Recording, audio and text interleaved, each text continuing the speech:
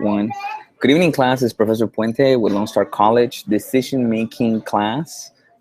Again, we have one of your members, Nubia. How you doing? I'm good. How are you? Could you tell your classmates what do you do? I do. I'm the head of the accounting department for a fire protection company downtown. Ah, perfect, perfect. So, how long have you been doing that? It's going to be 3 years in August. Gotcha. Good decision making role. Again, accounting definitely uses decision making in a different sense, meaning more what is than what should be, right? And do you plan to do that to stay in that field for a while in accounting? Yeah, it's actually what I'm going to school for. Oh, perfect. Good to hear. Yeah. Good to hear. So then the top of that is CPA, right? That's the what everybody heads towards, right? Yes. Hey, well, God bless you, and I think you'll be doing super well once you get there. It Thank is. you. It's definitely difficult, but everything else is worth it. Usually is, right? Yes. So we'll start in objective 13, monitoring and managing the solution. Again, your chapter talks about solutions because obviously it's a problem solving that we're trying to do, right? And it kind of gives you a general idea of what to do and what to don't, identify variables and such. So we'll go right to the meat of the chapters. Identify key variables. This is something that happens, Nubia, a lot. People come to me and they say, you know what? I think I run better when I buy these shoes. And then I ask them, but did you kind of look at the variables? Like, was it a rainy day? Was it a cold day? Was it a hot day? Because those are variables that kind of could be messing with your judgment on your decision that you run better with shoes. You see what I mean? Yes. So it's important that you understand the key variables. Yes, maybe shoe grip, maybe comfort, and understand that those things are more important than maybe the things outside of it. So it could, if you don't take a judgment for the right variables, you may not be making a good decision. So select an appropriate level of monitoring. It's funny, didn't you say you do fire monitoring? Yes. We So do. what do you think about that? What's the monitoring involve? Um, well, on my end, because we do the fire alarm monitoring, so whenever there's like a fire that does go off, the system reports it back to us. Now, Okay. monitoring in my department, I actually get to handle that in sense of the accounts. Like I monitor them if they're paying, if they're not paying on time, and stuff like that. And you see it's saying like budget for that, budget time for monitoring because people tend not to pay their bills. So then you need Yeah. someone to push it to come through and keep going. So in some sense, it's also called controlling, by the way. So in levels of monitoring, you have close monitoring your solution frequently, such as hourly and daily. Like you guys don't do with bills, but you do it monthly, right? Regular Yes. monitoring, which is regularly check the status of your solution, meaning like a schedule monthly. That's probably where you're at. Mhm. And occasional, meaning like once a year. Once a year, we want to make sure that our fire extinguishers work, right? Yes. So there you go. You have the idea of how to monitor and involve others in the process. So as you monitor, who deals with this financial monitoring that you do?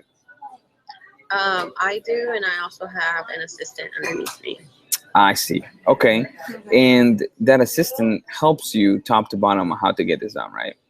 Yes. Okay, good, good. So I did, some of you guys were telling me it's a little noisy. Unfortunately, I am in Panera Bread, and I'll try to find the quietest place. So I apologize for that out there. Um, okay, so we talked about involve others. Be persistent.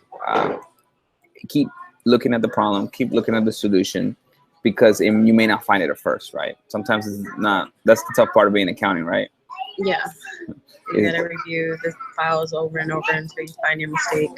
And reason doesn't come easy. It does not come easy. So uh, make corrections promptly. Unforeseen complications or issues can cause your solution to go off track.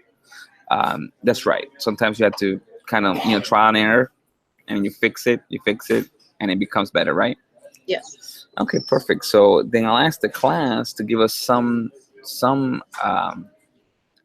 ideas of what you guys think on the lesson, and we'll come back to you on that one, and we'll definitely judge your comments on this. So, and we'll go to the next one while we wait. verifying the solution. Again, we'll go back to talking about a solution. Let's see. Let's see what people are saying. They're kind of typing, so we'll go back to that. Again, it's 1 minute delayed, so that's the only thing we have to kind of put up with a little bit. Define success. Defining successful solution using objective measures. Okay, objective. And I mean, not subjective, not what you think, right? But what everybody could agree with, right? So, what's a good measurement for you to say you've had a real good day of work? We have an AR report, which was our accounts receivable. Okay. So usually at the beginning of the day, because accounts payable is different than my account, Okay. so my department. So at the end of the day, I like to print out my report, and I judge it by the end of the number. And we'll sit anywhere. A healthy AR report is sitting anywhere between 800,000 and 700,000. Yeah, So that's how I track my progress of how much money is coming in and stuff. I see. I see. So, and that's good because you test your solution. You see your worst case scenario. You kind of know that, hey, this could be the worst bad day you've had, right? If you haven't had the reports done on time, maybe, right? So you have an idea and you test your solution and you avoid the problem in the future because you have ideas of that, right? Yes. So let's go back a little bit because some people have put in identifying key variables are probably the most important task in order to complete any task. That's very true, Victoria. People don't understand that variables are going to be the reason why you come up with solutions. I think that a lot of businesses find solutions through trial and error. That's very true. We cannot always make the right decisions. Amelia, I'll tell you this, that's business. Business cannot show you specifics. They can only show you what's close to that, right? And we'll finish up this objective 14 here, and also put your objective 14 comments already, so we kind of catch them. Learn from the process. Oh, I'm sorry. Avoid the problem in the future. Consider how well your solution holds up over time. Right? Sometimes the problem just may not be the same, and it would be a different answer, right? Yes. For a problem. Learn from the process. So as you make these mistakes, sometimes Nubia, you guys probably make mistakes, right? Yes. Do you track your errors? We do actually, because it registers on the report for each job. So if we create a wrong invoice, it'll register it, and that's how we know, hey, this is what we did last time, so we can't do it again. Exactly, but you at least learn from the process, because it's not that mistake is a lesson that you pay. Because again, in business, we can only teach you the academic side, but they're not going to tell you specifics. That's what you learn in trial and error, right? And then take credit for your success. I think that's something that people don't do actually too much. You hear that, hey, but you're so caught up into the day-to-day that you don't count your victories. It's important you count your victories. So today, I had a meeting very, very late, and I did not want to cancel this live class because remember, it was Valentine's Day. So I made somewhat of a room to make it here and to make sure you guys get this live class. So I'm going to go ahead and say put in the victory column for us. Because then you guys didn't have to have a quiz. We made it all win-win, right? Thank you, Nubia, again, for you being here. So again, we do that. Let's go to when you see or envision worst case scenario, anything that works provides a more positive outcome. That's right, Johan. That is very true. Worst case scenario forward does make it easier. Be proud of your accomplishments. Hey, look at that. Victoria says that. Out of all people, Victoria says, be proud of your accomplishment. Your name fits your comment, ma'am. Very, very well. So let's say right here, let's go to objective 15. We're halfway there, and we're doing super well. Consider when to use adaptive techniques. Okay, so you have to adapt. They call that the chameleon effect. You are in fire accounting, right? Fire monitoring accounting. So your technique will be custom to your job, to the job that you guys do. So most of the accounting you do is probably going to be payroll and payroll and accounts receivable with some accounts payable, right? So you adapt to that. Most of what you do is probably not going to be inventory based. Do you guys do any inventory? Not me personally, but we do. But you do, but it's much more or less. You see, so it's specific adaptive to that. So Number two, management by exception is actually part of what I do in my PhD. Uh, it just means, believe it or not, it's another word for um, making sure you manage according to that specific scenario. So if everybody tells you, you know what, all kids go to bed early, but if you have a kid that has a game at noon, you probably don't want them to like wake up too. You don't want them to wake up too early too. So hey, you can sleep a little late, so you can wake up at 11. You can go to play at 2. See, that's management by exception. Yeah. Instead of kind of following a one rule that covers all, Yeah. you manage according to what's needed. So, and stagger your decision. When you're faced with an expensive option, maybe you should just consider decisions as they come. Let me give you a good example for you. Whenever you do you have any kids? No. Oh, okay. Let me give. I was gonna say daycare is kind of a big deal, but what's the decision you staggered? Probably buying a car. Okay, buying a car. So you wanted to probably buy one and then kind of do some repairs. Sometimes you have to do to the car. You staggered it. You buy something per parts. Or another kind of staggered decision would be furniture. Furniture is probably a better decision to stagger. You buy pieces, right, as they come, Yeah. instead of like all at once because it's really expensive. So hedge your bets. Hedge your bets just means that don't just kind of put one idea in your head and that's gonna happen.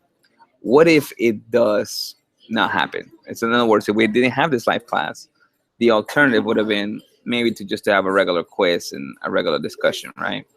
Yes. But you hedge your bets. You try to have alternatives because sometimes things may not happen, right?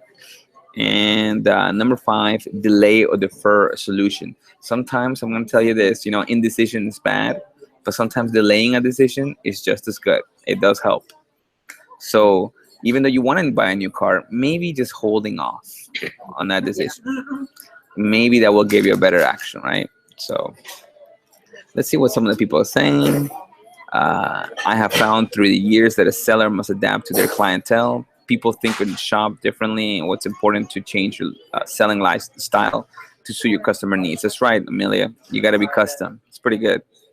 Betty is you have to be open to other alternative ways. Always, always you have to do.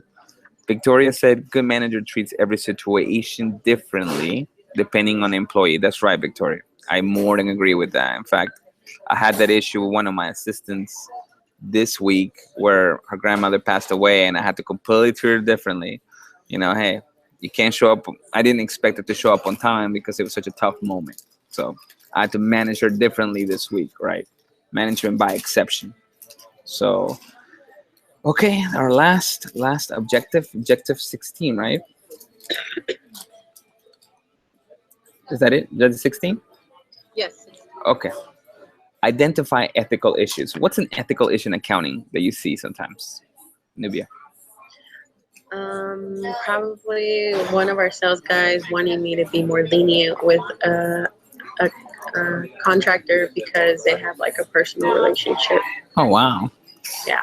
And So and I can do that. it's funny that accountants get that very well. It's like it's really not about me. Yeah. It's just the ethical situation of it. Let me tell you, accountants and judges and lawyers are all on the ethical side. If you guys weren't ethical, this world would just not be put together well, right? So Victoria said fraud. Yeah, that probably could be, right? Uh, compare cost and benefits. You Let me tell you, if you shop for something, Nubia, the idea is to at least shop it 3 times. So if you're gonna look for any little single thing, try to find 3 times. Try to get to the third one. It's really hard to get past the third one because it get a little like impulsive, like I kind of want it. But try to find 3 prices because comparing it's everything, especially in business, right? Consider other people. Your decision frequently affects others. What about that? When you make a decision, you got to go to college. Who does it affect besides you? It affects my employer just because they let me get off early when they know I have class. Ah, So that's cutting into my work time. But it's also affecting my workload because now I gotta, make sure that I pick up the pace. You know what's funny is that I think it's a little bit of what's it called, a misconception that people think that we live in a bubble. Like but your decision affects everyone, all the stakeholders, right? So it's funny that at least it's good that you at least see that, which is good that they're helping you. Yeah, they're really nice. Serve broad interest. You try to stay broad, more than just you, more than just your circle, more than just your family, more than just your workers. You try to be the win-win for everybody. Try is the word, because sometimes it's hard to kind of serve the broad interest, but it will help you in the future, right? Yes. And then the last one I'm gonna leave for you: be true to yourself. How about that? Well, in my company, I gotta make sure that I stand my ground. Like I know my point and stuff like that. Being the youngest employer there and being a woman, so like Yeah. I gotta make sure that I follow my opinions, my points, my views, and everything. I see. I see. Well, it's good. And again, be true to yourself, right? Because that's probably going to be the best. It's funny. This business book just gave you what seems to be in a Hallmark card, right? Yeah. Yeah, but it's clear. It actually makes sense. So, Amelia, I have had sit downs with employees because their disagreement on faith. Ooh, I had to explain to them their beliefs did not have the same did not have to be the same to respect each other. Also, the topic did not have anything to do with success of the business. I agree, Amelia. Sometimes it's just good to have these sit downs, and these interests sometimes do not align. That's very, very true. And just to make them align a little bit, it's a struggle. Ethical can be both legal and illegal. Just be true to yourself. Hey, thank you, Danilo. But it's true. And ethics does not have to be anything to do with legal.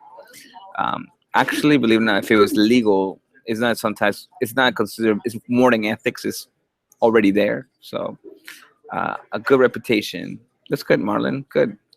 And Selena put, how about that? Good. I'm glad we put that in there. Then I'm not the only one who caught that. How about that? Yeah, I guess so. It was also part of your textbook. So, any questions, Nubia?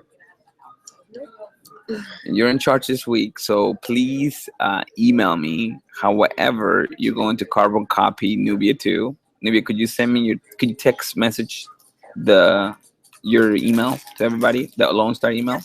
Mhm. And then she's gonna choose the top 10, and the top 10 I'm gonna get hundreds on their quiz. Everyone else, I think I'm gonna just keep it at 90. Okay, whoever you don't use.